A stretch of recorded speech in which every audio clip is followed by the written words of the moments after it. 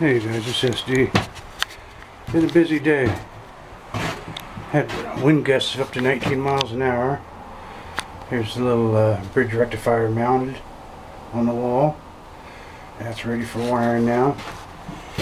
And we measured out and we got all the wires hooked up from the batteries.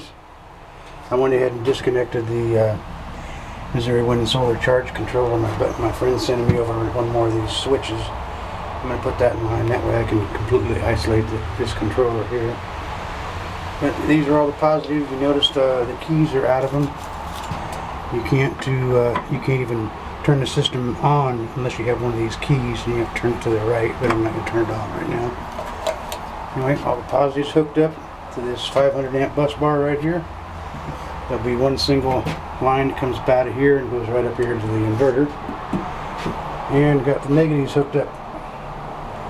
So I got all 4 banks already hooked up and they're ready to rock and roll. And a few more little things to do here and there. But she's coming along. I caught a couple of decent wind gusts there.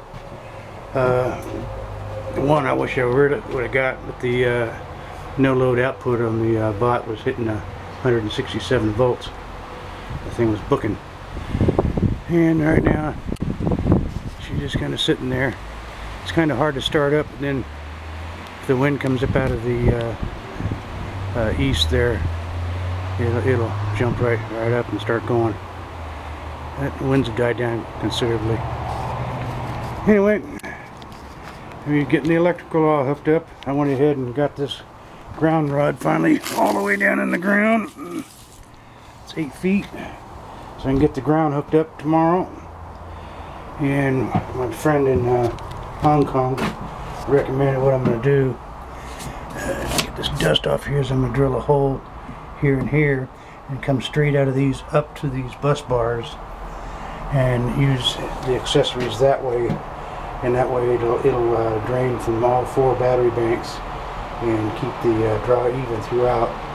Now, one thing on these cables I forgot to mention, I measured this longest bottom run here that comes up farthest from the switch up, and then the length all the way to the closest battery, and got that total length, and made each of these all positives all the same distance.